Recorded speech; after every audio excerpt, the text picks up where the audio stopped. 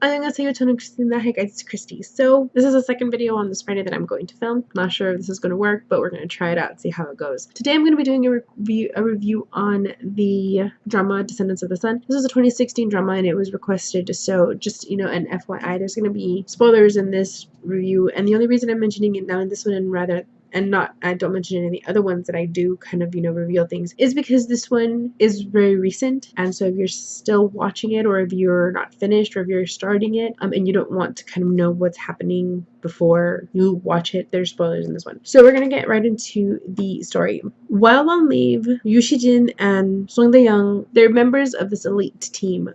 Yu Shijin is the big boss. He's the boss of this elite team. So Dae-young is his kind of second in command. Together they apprehend this thief.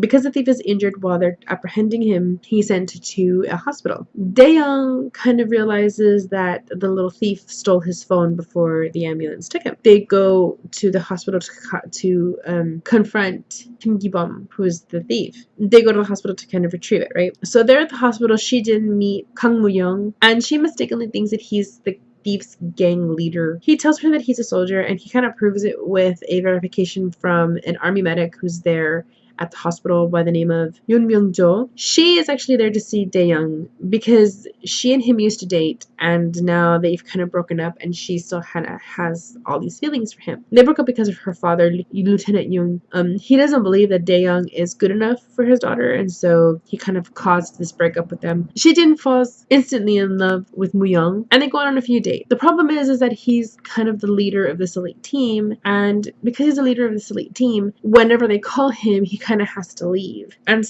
he can't really tell her where he's going, so everything's really confidential. So, you know, they're like in the middle of a date and he gets a call and he's like, I'm sorry, I have to leave. And so she's kind of, you know, perturbed by this. So he goes on all of these missions, all of these, you know, really dangerous missions with his team. As they're kind of dating, he tells her, they kind of call him up and they tell him that he has to go to this peacekeeping mission, right? And so he tells her that he's going to be gone for a while. In this time away, she kind of becomes the face of the hospital on this spot on a talk show where she kind of answers medical questions, and so she kind of becomes the face of the hospital. You know, everybody kind of knows who she is because of this show. When Shijin comes back and they go out on a date, she kind of realizes that their jobs require them to be at odds with each other all the time. As a soldier, he is kind of required to kill to defend his men and his country. And as a doctor, she saves all lives all the time, like whenever she can. They kind of say their goodbyes at this time with the understanding that they're not going to see each other anymore. 8 months later, he is in Uruk on a peacekeeping mission with his elite team. The hospital director of where Mu-young works, he kind of tries to seduce her. He takes her to this hotel and he tries to seduce her, and she kind of rebuffs him. In retaliation for that, he sends her and her medical group to Uruk. Her team consists of Song San-hyun, Ha Jae-ah, Lee Ji-hoon, and Choi Min-ji. Mu-young's wheelchair-bound friend Pyo Ji-soo,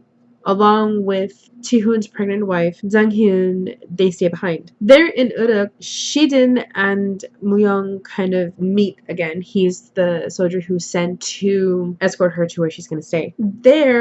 While she's there, because they're there for a very long time, while she's there, she kind of sees and understands that a soldier's life isn't necessarily, like, the career of a soldier and a soldier's life and the way that a soldier reacts to danger and to people who are dangerous isn't nearly so black and white as it is for a doctor. As a doctor, you see somebody who's hurt, you save them, you try your best to help them. As a soldier, it's not that simple. Sometimes you have to kill the person who's being dangerous. She didn't kind of take Mu-young to town one day to meet with this amazing mechanic. He can fix anything, named Daniel Spencer. While he's there, he notices somebody free whom he has previously arrested, and he kind of realizes that there's a lot of corruption in this place, and this guy free means that the police are also part of the problem. He also kind of realizes, like, he sees who this man is working for, and it just happens to be a man that Shijin knows. He was a former elite soldier for another country, and I can't really remember what country it is right now, and his name is Argus, and he is a villain to the Korean soldiers in Iraq. This man Argus is kind of into everything. He's into weapons stealing, he's into drugs, he's into prostitution, he's into the whole, like, array of criminal activity. He does it all. And he's a very dangerous person because he was a former elite soldier.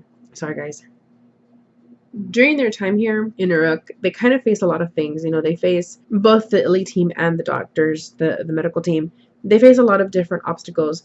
They face everything from a natural disaster and an earthquake that kind of collapses this building and they have to go in and rescue people, to, and that has one of the most emotional scenes. Oh my goodness, it breaks my heart. To, you know, the complete opposite of the spectrum where they have to save somebody who they have to break the rules to save, you know. It's a whole lot of things that they have to deal with, and in this dealing with all of this, they kind of make each other realize that what the other person thought of their work is not nearly so easy to comprehend. There's a point where they send Daeyoung and Shijin to a whole nother country to take on some, you know, more peacekeeping missions. In this time, like at this time, the battalion where they're, or like their elite people whom they're with, they get them out and away, but then they start getting bombarded with bullets and they blow up.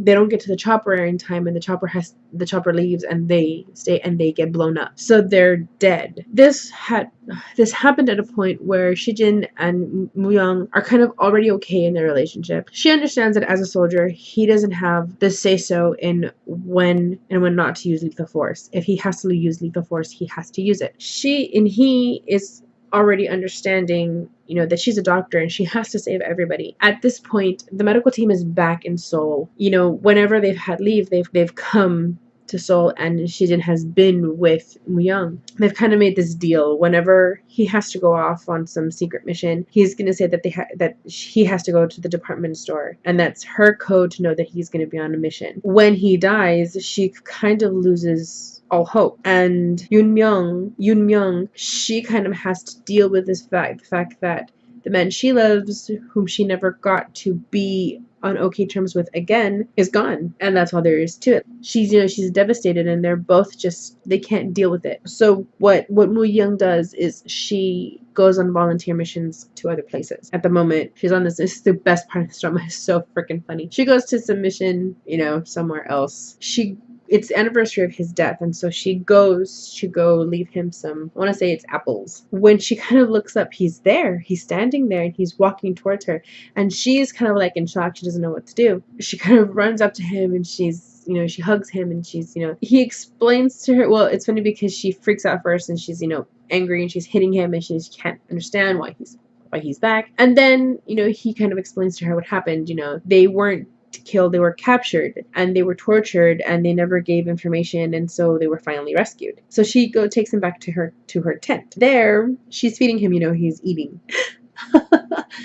And as she's sitting there and she's looking at him, and one of the people who she's volunteering with kind of comes into the tent, and she's just kind of looking at him like, maybe it's too good to be true. So she asks the dude who walks into the tent, "Can you see that man sitting right there?"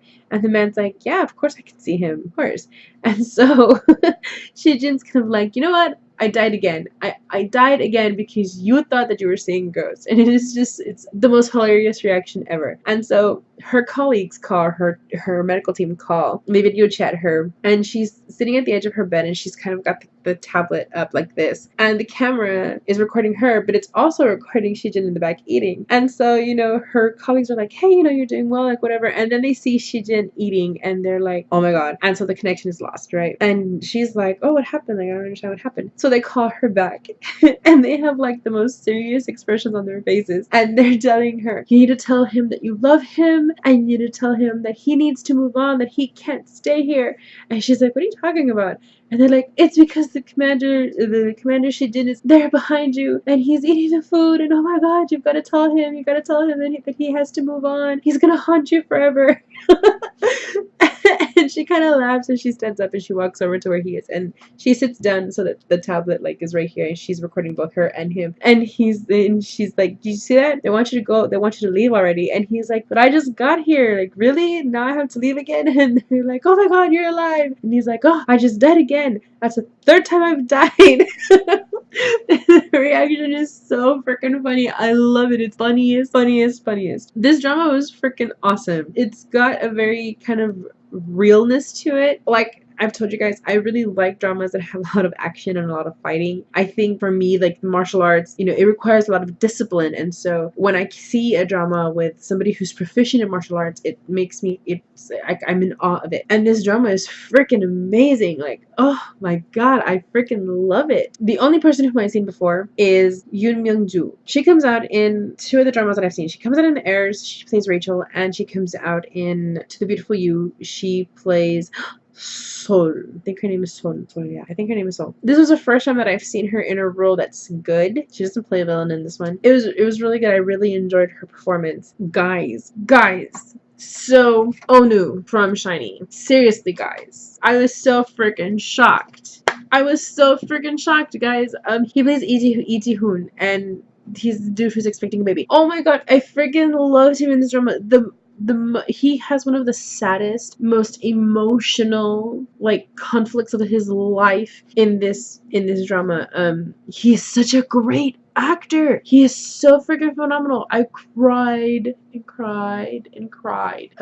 He's amazing. I was so impressed with him. I don't know if he's been in anything else, but my goodness, this is the first time I see him in anything, and I'm so freaking impressed. Now it's not just Minho from SHINee, now it's also Onu. Like, my goodness, they're both actors. So the other thing that I really want to mention is Kim Gi-bum, the thief who they apprehend at the beginning. He is also a soldier. He kind of goes to Uruk with Dae-young, kind of looks up to him a lot because Dae-young kind of told him that he used to be, you know, a little hoodlum and good for nothing, and then he kind of joined the army, and the army straightened him up. Gi-bum kind of does the same thing. You know, he decides he's going to do the same thing.